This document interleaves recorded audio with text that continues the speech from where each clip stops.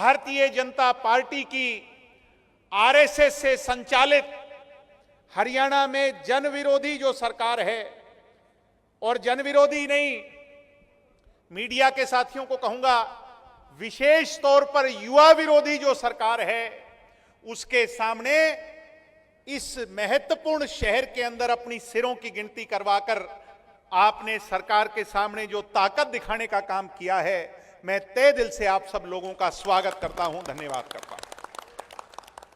सम्मानित साथियों, जब पिछला चुनाव हुआ, कहीं ना कहीं थोड़ी बहुत मायूसी थी। बीजेपी के साथ रहने का खामियाजा कह लीजिए, या एक ऐसा चुनाव बन गया जिसमें केवल दो पक्ष थे, या तो बीजेपी को जिताने वाला पक्ष था या बीजेपी को हराने वाला पक्ष था। कहीं भी हरियाणा में 90 सीटों पर चुनाव 3 पक्षों में नहीं बटा, सिर्फ 2 पक्षों में चुनाव बटा, और उसका खामियाजा भी हमें भुगतना पड़ा। उसके कारण जो थोड़ी बहुत मायूसी आई थी, मगर पार्टी ने जब रोहतक के अंदर मीटिंग बुलाई और आदरणीय पार्टी के राष्ट्रीय अध्यक्ष डॉक्टर अजय सिंह चौटाला जी ने, भाई दुष्यंत जी ने, ब्रिज शर्मा जी ने सोच समझ करके मुझे और मेरे साथियों को नई जिम्मेवारी पर डिप्यूट कर दिया। पहले हमने कभी इंसो में काम किया, कभी पार्टी के और संगठन में काम किया, मगर सबसे महत्वपूर्ण इकाई, युवा इकाई की जिम्मेवारी दुष्यंत चौटाला जी ने और डॉक्टर साहब ने हमारे कंधों पर डालने का काम किया। सबसे पहले उन मुश्किल हालातों में हमने प्रदेश के सभी जिलों का दौरा किया। मैं आपके करनाल में भी आया था। लोग ये कहते थे कि जी अब तो बहुत मुश्किल आएगी, रूठों को मनाना पड़ेगा, मायूसी है और बहुत लंबा अरसा लग जाएगा। मगर मुझे मेरे साथियों पर विश्वास था। हमने चौधरी देवीलाल जी की उसी सोच पर फिर से पहरा दिया कि लोगों में जाओ, लोगों की मूल भावनाओं को जानो, कोई रूठा है तो उसको मनाओ, गले लगाओ, अपनी गलती को स्वीकार करो। मैंने 650 गांव का दौरा हरियाणा प्रदेश में किया। मुझे यह कहते हुए गर्व है, खुशी है कि साथियों, जहां विरोधी ये सोचते थे कि इनको कोई चाय पिलाने वाला नहीं मिलेगा, वहां करनाल के अंदर जब मैं प्रोग्राम कर रहा था, मैं दुष्यंत जी को कहूंगा, रात के 12-12 बजे 500 आदमी इंतजार कर रहे थे और इतने बढ़िया कार्यक्रम हुए कि हम मायूस कार्यकर्ताओं का हौसला बढ़ाने गए थे। मायूसियत तो कहीं नजर नहीं आई, बल्कि स्वयं हमने ये महसूस किया कि हरियाणा प्रदेश के चौधरी देवीलाल के सिपाहियों ने, मुझ जैसा कोई कार्यकर्ता था जिसमें छोटी मोटी मायूसियत थी, उसको भी अपनी ताकत से दूर करने का काम छेड़ का था। मुझे कहते हुए खुशी है और दुष्यंत चौटाला के प्रति युवाओं की दीवानगी है कि कुर्सियां कम पड़ गई। मैं झूठ कह सकता हूं, सोशल मीडिया का जमाना है, आजकल सब लोग सारी बातों को जानते हैं। इतना बड़ा कार्यक्रम हुआ सिरसा के उस मैदान के अंदर कि लोगों ने दिखा दिया कि 2029 के अंदर वैकल्पिक तौर पर अगर प्रदेश की राजनीति के अंदर कोई चमकता हुआ सितारा है तो वो जननायक जनता पार्टी का नेता दुष्यंत चौटाला है। भाई दुष्यंत चौटाला जिंदाबाद, जिंदाबाद, जिंदाबाद। हम कैथल गए, हम फरीदाबाद गए, हम महेंद्रगढ़ गए, आज हम करनाल के अंदर आए हैं। मीडिया के साथियों को कहूंगा, इसको तो सीएम सिटी कहते थे। यहां खट्टर जी भी रहे, नायब जी भी यहां से एमएलए बन करके गए। और मेरे कहने की बात नहीं, आज आप अपना कैमरा दौड़ा करके देख लो, युवा सम्मेलन की ताकत को देख लो, और ये जो ताकत है ये इनकी नीतियों की ओर एक इशारा है। बीजेपी आरएसएस की नीतियों की एक और इशारा है कि ये पिछली बार कांग्रेस ने इनसे अगर हाथ नहीं मिलाया होता, अगर हुड्डा जी ने, कांग्रेस ने बीजेपी के कहने पर टिकटें नहीं बांटी होती तो इस बार शायद बीजेपी सत्ता में नहीं होती। सम्मानित साथियों, मैं ये वादा देता हूं आपसे कि बहुत मेहनत करेंगे, दिन रात मेहनत करेंगे। और अभी तो हम अपने आप को युवा कहते हैं, जब हमारे 80-80 साल के बुजुर्ग इस कड़कती हुई सर्दी के अंदर बेपरवाह होकर पार्टी के कार्यक्रमों के अंदर झंडे को उठाते हैं, तो फिर हमारी जिम्मेवारी तो 100 गुना ज्यादा बढ़ जाती है। साथियों, मैं ये वचन देता हूं उन कार्यकर्ताओं को जिनको आस है इस पार्टी के युवाओं से कि खूब मेहनत करेंगे, 4 साल एक भी दिन घर नहीं बैठेंगे और बीजेपी की जन विरोधी नीतियों का सामना और सरकार से ईंट बजाने का काम सड़कों पर करेंगे। इस देश प्रदेश के नौजवानों की लड़ाई को बहुत मजबूती से लड़ेंगे। और यह भी वादा देता हूं कि 24 में जो काम कांग्रेस पार्टी नहीं कर पाई, आप एक बार पूरा विश्वास दुष्यंत चौटाला जी पर कर करके देख लेना। 29 के अंदर इस बीजेपी के खूंटे को उखाड़ कर फेंकने का काम भी जननायक जनता पार्टी करेगी, ये वादा विश्वास है। साथियों, आज हालात ऐसे हैं कि मजदूरों की कापियां छीन ली, गुलाबी कार्ड पीले कार्ड काट दिए। हमारे युवा साथी बड़ी संख्या के अंदर, मनदीप जोली युवा जिला अध्यक्ष और सभी साथी पधार रहे हैं। एक बार जोरदार तालियां बजा करके इनका हम स्वागत करते हैं। भाई, बरसात में लेट तो हो गए मगर संख्या ने ये जता दिया वे बहुत बड़ी संख्या में आए। एक बार जोरदार तालियां बजा करके इन साथियों का स्वागत करें।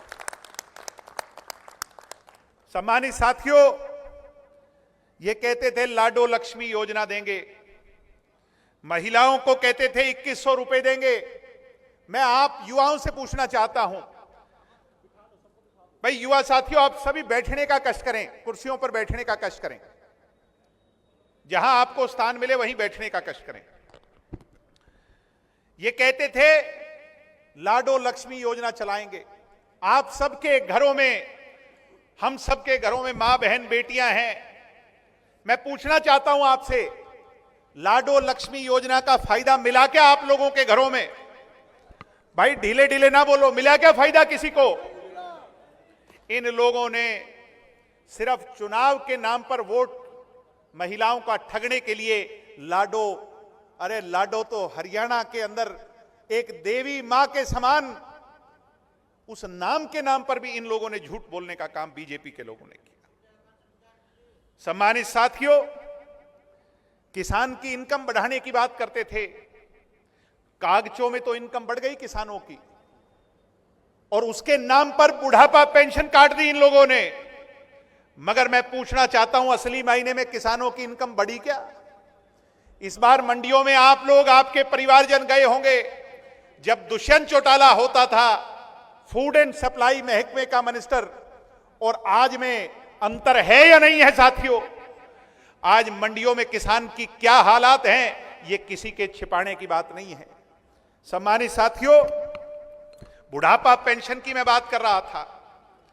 मेरे पास अगर सुबह से 10 फोन आते हैं तो 9 फोन इस बात को लेकर के आते हैं।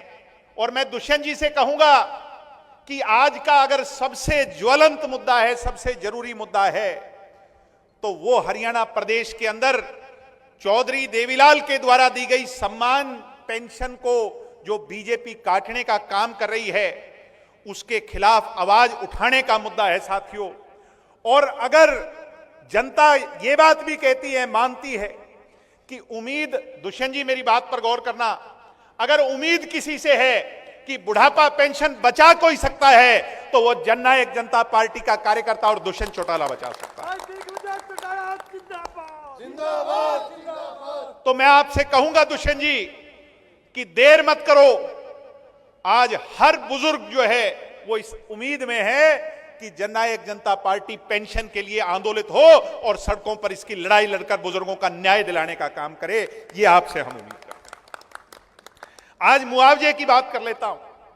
जब दुष्यंत चौटाला 4.25 साल मुख्यमंत्री थे, किसान आंदोलन के अंदर बदनाम तो बहुत किया, मगर मैं खुली चुनौती देता हूं मीडिया के साथी बैठे हैं, नायब सिंह सैनी जी को कहूंगा और बीजेपी के लोगों को, कांग्रेस के लोगों को कहूंगा कि इतिहास उठा करके देखो, 67 में हरियाणा बसा, उसके बाद आज तक सबसे ज्यादा मुआवजा किस राज में मिला? मुझे कहते हुए कोई शंका नहीं, वो दुष्यंत चौटाला के होते हुए पिछले राज के अंदर किसानों को मुआवजा मिला।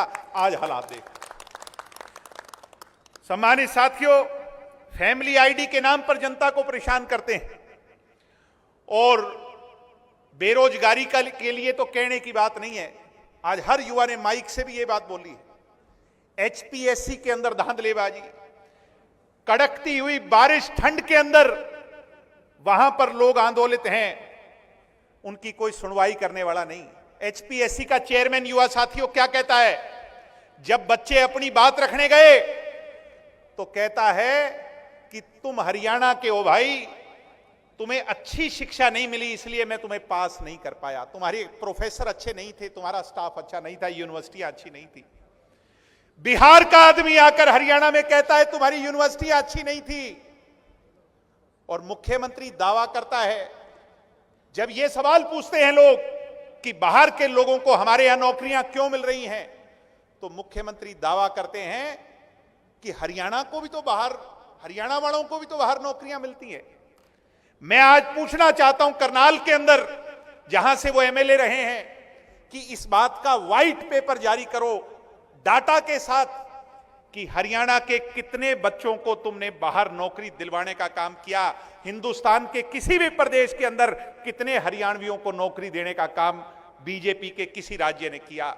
मैं चैलेंज शुदा कह सकता हूं कि कहीं आसपास भी नहीं है जैसे हरियाणा प्रदेश के अंदर दूसरे लोगों को अकोमोडेट किया जा रहा है। यह सबसे बड़ी धांधलेबाजी है।